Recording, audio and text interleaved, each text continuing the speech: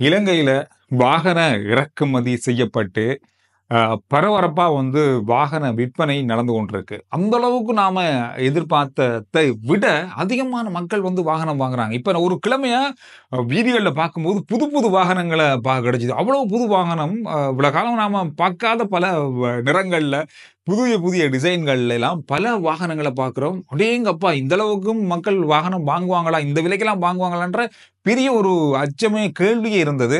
அப்படிலாம் இல்ல. எந்த ஷோரூமுக்கு நீங்க போனாலும் புது வாகனங்க இருக்கு. ஒவ்வொரு 2 நாளைக்கு ஒருக்கா லொரியில வாகனங்கள் இறங்குதுன்னா பாருங்க. அந்த அளவுக்கு மக்கள் வாகனம் வாங்குறாங்க. இந்த அடிப்படையில நாங்க பார்க்கும்போது ஆட்டோ ஒன்று இருக்குதுல்ல. ஒரு ஒரு முச்சக்கர வண்டி ஒரு காலத்துல 5,00,000 தான் இருந்தது. ஆனா இப்ப இது 20,00,000 ஆயிருக்கு. அந்த 15,00,000 எங்க போகுதுன்னு நினைக்கிறீங்களா? அரசாங்கத்துக்கு வரியா தான் போகுது. இந்த வரி பணத்த அரசாங்கம் எடுத்து என்ன செய்றாங்க? எங்க இவங்க செலவழிக்கிறாங்க இந்த பணத்த? அப்படின்றது தான் இந்த வீடியோல நாங்க பார்க்க போறோம். அதுவும் இதுவரைக்கும் நாம கிட்டத்தட்ட ஒரு 2,17,00,000 பேர் இருக்கோம் அப்படின்னு சொல்லி கடைசியா இந்த கிழமையில வந்த தரவின் அடிப்படையில் சொல்லியிருக்காங்க. 2024ஆம் ஆண்டு கணக்கெடுக்கல. ஆனா 8,00,000 பேர் தான் நாங்க இதுவரைக்கும் வரி செலுத்திக் கொண்டிருக்கிறோம். அந்த வரி பணத்திலிருந்து இவ்வளவு செலவுகள் செய்யப்படுது அரசாங்கம்னு சொன்னா, இப்ப இந்த வருஷத்திலிருந்து அமுலாகி இருக்கிற வரி எவ்வளவு ஆகப்போகுது? அத நாங்க பிறகுதான் பார்க்கலாம். ஆனா, இதுவரைக்கும் அரசாங்கத்தினுடைய செலவுகள் என்ன? என்னென்ன பகுதிகளுக்காக அதிகமான செலவு செய்றாங்க அப்படின்ற 4 முக்கியமான பகுதியில நான் உங்களுக்கு இந்த வீடியோல சொல்லப் போறேன். வாங்க, முதலாவது பகுதி இது குறைஞ்சதிலிருந்து கூடுதலுக்கு போகுமா? இல்ல கூடினதிலிருந்து இல்ல குறைஞ்சதிலிருந்து கூடினது போகும். அதாவது 4ல இருந்து 1 வரைக்கும் போகும். அப்ப நல்லா இருக்கு. கடைசியா எதுக்கு அதிகமான செலவு செய்யப்படுது அப்படின்றது ஒரு முக்கியமான பகுதி. நீங்க எதிரே பார்த்திருக்க மாட்டீங்க. அந்த அளவுக்கு செலவு செய்யப்படுகின்ற ஒரு முக்கியமான இடம். அது என்னன்றத கடைசி வரைக்கும் வீடியோ பாருங்க. ரைட். முதலாவதுன்றத விட 4வது மூலதன செலவு. ஒரு அரசாங்க கட்டடம் கட்டப்படுது. அல்லது பாடசாலைக்கு ஒரு கட்டடம் கட்டுறாங்க. வைத்தியசாலைக்கான கட்டடம் ஒண்ணு கட்டுறாங்க. வைத்தியசாலைக்கான பொருட்கள் வாங்குறாங்க. பாடசாலைக்கான பொருட்கள் வாங்குறாங்க. இந்த மாதிரியான கல்லூரிகளுக்கான பொருட்கள் வாங்குறாங்க. அரசாங்க அலுவலகங்கள நடத்துறாங்க. இந்த மாதிரியான பல செலவுகள் அரசாங்கத்துக்கு இருக்குதானே. இதுதான் இலங்கையில அரசாங்கம் செய்யற செலவுகள்ல மிகப்பெரிய செலவுகள்ல உண்டு. 4ஆம் இடத்துல இருக்கிற செலவு இது. இது கிட்டத்தட்ட 914 பில்லியன் இலங்கை ரூபாக்கள். கோடியில நாங்க பார்த்தோம்னு சொன்னா 91,000 கோடி. 91,000 கோடி ஒவ்வொரு வருஷமும் செலவழிக்குது அரசாங்கம் இந்த பகுதிக்கு மாத்திரம். அம்மாடியோ! இவ்வளவு பாருங்க. இது எல்லாமே வரி பணத்திலையும் அரசாங்கத்துக்கு வார வருமானத்திலும் இருந்து கட்டப்படுகின்ற பணம் தான். அடுத்தது 3ஆம் இடத்துல இருக்கிறது. 3ஆம் இடத்துல இருக்கிறது சம்பளம். அரச ஊழியர்கள், முழு நேர ஊழியர்களுக்கும், பகுதி நேர ஊழியர்களுக்கும், குறிப்பா அரச ஊழியர்கள் என்பது எல்லா துறையில இருக்கவங்களும், இப்ப டீச்சர், டாக்டர்ஸா இருக்கட்டும், இன்ஜினியர்களா இருக்கட்டும், போலீஸ் அதிகாரிகளா இருக்கட்டும், ஆர்மியில வேலை செய்றவங்க, அரசாங்கத்தினுடைய அத்தனை ஊழியர்களுக்கும் கொடுக்கப்படுகின்ற பணம். அந்த செலவு இலங்கையில இந்த வரைக்கும், அதாவது இப்ப செய்யப்படுகின்ற செலவானது 939 பில்லியன். 939 பில்லியன் நம்ம கோடியில பார்த்தோம்னு சொன்னா 93,900 கோடி. 93,900 கோடி சம்பளத்துக்கு மட்டுமே, அரச ஊழியர்களுக்கான சம்பளத்துக்கு மட்டுமே அரசாங்கம் செலவு செய்யுது. 2வது இடத்துல இருக்க பகுதி இது டிரான்ஸ்ஃபர் பேமெண்ட் அப்படின்னு சொல்லப்படுகின்ற ஒரு பகுதி. பரிமாற்ற செலவு. பரிமாற்ற செலவு அப்படின்றது என்ன அப்படின்ற ஒரு கேள்வி யாருக்கும் இருக்கும். இப்ப அரசாங்கம் உங்களுக்கு தெரியும். ஆனா இந்த பகுதியால அரசாங்கத்துக்கு எந்த விதமான வருமானமும் இல்லை. நாங்க முதல் பார்த்த எல்லாமே அரசு ஊழியர்களுக்கு சம்பளம் கொடுக்கும். அதனால அரசாங்கத்துக்கு வருமானமும் இருக்கு. ஆனா இந்த பகுதி, இந்த பரிமாற்ற பணப்பகுதி எந்த ஒரு வருமானத்தையும் அடிப்படையாக கொண்டது இல்ல. அப்படின்னு சொன்னா என்ன அப்படின்னு யோசிக்கிறீங்களா? இந்த ஒரு நிவாரணம் கொடுக்குறாங்கன்னு வைங்க. அஸ்வஸ்ம நிவாரணம் கொடுக்கப்படுது. அல்லது சமுர்த்தி நிவாரணம் கொடுக்குறாங்க. அதோட ஒரு வெள்ளம் ஏற்படுது, அனர்த்தம் ஏற்படுது, மக்களுக்கு நிவாரணத்தை வழங்குறாங்க. இத்தனை மில்லியன் சொல்லி அரசாங்கம் வழங்குவாங்க.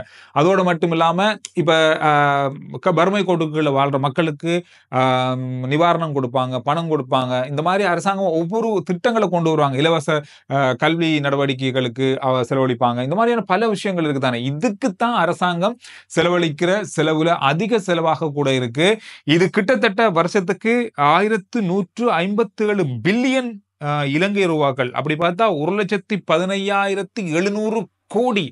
1,11,15,700 கோடி இந்த பகுதிகளுக்காக மாத்திரம் செலவழிக்கிறாங்க. இது உதவி திட்டங்கள் மட்டுமே, எந்த வருமானமும் இல்லாம இவ்வளவு தொகை இலங்கை அரசாங்கத்தால செலவழிக்கப்படுது இந்த பகுதிக்கு மாத்திரம். அப்படின்னா முதல் இடத்துல என்ன அப்படின்றதுதான் இப்ப கேள்வி. அது எவ்வளவு ரூபாக்கள் செலவழிக்கிறாங்க, ரூபாக்கள் இல்ல, எத்தனை கோடிகள் செலவழிக்கிறாங்க. நாம 2 வீடியோவுக்கு முதல்ல அல்லது 3 வீடியோவுக்கு முதல்ல பேசியிருந்தோம், இலங்கையினுடைய கடன் பத்தி பேசியிருந்தோம். இப்ப வந்திருப்பீங்க விஷயத்துக்கு என்ன அப்படின்னு சொல்லி. இந்த கடன், இலங்கையினுடைய கடன் 100 பில்லியன் அமெரிக்க டாலர்கள் இப்ப வரைக்கும். இது எப்ப நாம கட்டி முடிக்க போறோம் அப்படின்றதெல்லாம் ஒரு பக்கம் இருக்கட்டும். சரி, இந்த 100 பில்லியன் கடனை தூக்கி அங்கே வச்சிருவோம்.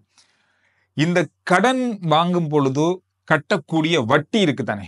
இப்போ ஒவ்வொரு நாட்டிலிருந்து கடன் வாங்கியிருப்போம், ஒவ்வொரு உள்நாட்டில் ஒவ்வொரு நிறுவனங்கள்ல இருந்து கடன் வாங்கியிருப்போம். நாம பார்த்தோம் இபிஎஃப் இருந்து எவ்வளவு கடன் இலங்கை அரசாங்கம் வாங்கியிருக்கு, அவங்களுக்கு எவ்வளவு வட்டி கட்டணும் அப்படின்றதெல்லாம் உங்களுக்கு தெரியும். இந்த வாங்கப்பட்ட கடனுக்கு செலுத்தப்படுகின்ற வட்டி தான் இலங்கை அரசாங்கம் அதிகமா மற்ற செலவுகளை தாண்டி அதிகமா செலவழிக்கிற தொகை. எவ்வளவு தெரியுமா? கிட்டத்தட்ட 2,400 பில்லியன் ரூபாக்கள். 2,400 பில்லியன் ரூபாக்கள் அப்படின்னு சொன்னா கோடியில பார்த்தா 2,40,000 கோடி. ஒவ்வொரு வருஷமும் இலங்கை அரசாங்கம் வட்டிக்கு மட்டுமே செலவழிக்கிறாங்க. 2,40,000 கோடி. அம்மாடியோ, முதல்ல வட்டி மட்டும். அதாவது அவ்வளவு வருமானமும் இலங்கையினுடைய வரியிலிருந்து வார கிட்டத்தட்ட 90% பணம் வரியிலிருந்து வார பணங்கள் தான் இவ்வளவுமே. யோசிச்சு பாருங்க, இந்த 2,40,000 கோடியில ஒரு அரைவாசியை எடுத்து நம்ம நாட்டினுடைய அபிவிருத்திக்கும் வளர்ச்சிக்கும் இங்க இருக்கிற பிரச்சனைகளுக்கும் பயன்படுத்தினா எங்க இருக்கும் பாருங்க நாடு. எப்படி இருக்க வேண்டிய நாடு எப்படி இருக்கு அப்படின்றதுதான் இப்ப பெரிய ஒரு ஆச்சரியமான விஷயமே. தலை சுத்துது இப்படிலாம் பார்க்கும்போது. அவ்வளவு விஷயங்கள் நாட்டுல இருக்கு, நம்ம தெரியாத விஷயங்கள், பல விஷயங்கள் இருக்கு. இனி வருகின்ற காலத்துல இந்த கடன் தொகையை கட்ட ஆரம்பிக்கும் போது முதலோட சேர்த்து வட்டியும் செலுத்தணும். இன்னும் அதிகமான தொகை வெளியே போக வாய்ப்பு இருக்கு. அதுக்காகத்தான் அரசாங்கம் இவ்வளவு பெரிய அளவான வரிய செலுத்த ஆரம்பிச்சிருக்காங்க.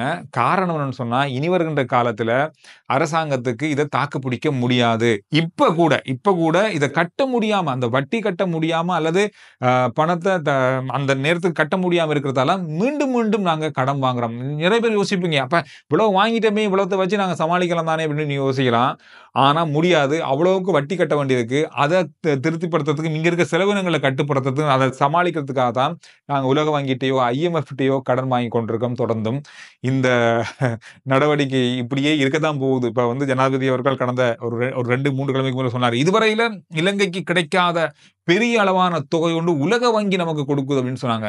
இதெல்லாம் பெரிய அளவா இதெல்லாம் சமாளிக்கிறதுக்காக தான் வாங்கப்படுகின்ற பணம். இதுல அரவாசி தான் அபிவிருத்திக்கோ நாட்டுக்கோ பயன்படுத்தப்படும் வழியா மற்ற எல்லாமே கடன் செலுத்துறதுக்கும் இந்த வட்டி செலுத்துறது தான் பயன்படுத்தப்படுது. இதுல இன்னும் ஒரு கவலைக்குரிய விஷயம் என்னன்னு சொன்னா, இலங்கையினுடைய வருமானத்தை விட எங்களுடைய செலவுகள் அதிகம்ன்றது எல்லாருக்குமே தெரியும். இது ஒரு முக்கியமான காரணம். நம்மளோட வருமானம் குறைவு, நம்ம உள்நாட்டு உற்பத்தி குறைவு, எல்லாமே நாங்க இறக்குமதி தான் செய்யறோம். ஒவ்வொரு நாட்டுக்கும் அவ்வளவுக்கு வரி கொடுத்து நாம பொருட்களை இங்க இறக்குமதி செய்யறோம். வெங்காயத்திலிருந்து நாம எல்லாமே இங்க கிட்டத்தட்ட 90% பொருட்கள் நாங்க இறக்குமதி செய்யறோம். உள்நாட்டிலிருந்து விளைச்சல்கள் இருக்குமாக இருந்தா இந்த செலவுகள், வெளிநாட்டுக்கு நாங்க அனுப்புற பணத்தினுடைய செலவை அல்லது அந்த அளவை கட்டுப்படுத்தக்கூடியதாக இருக்கும்.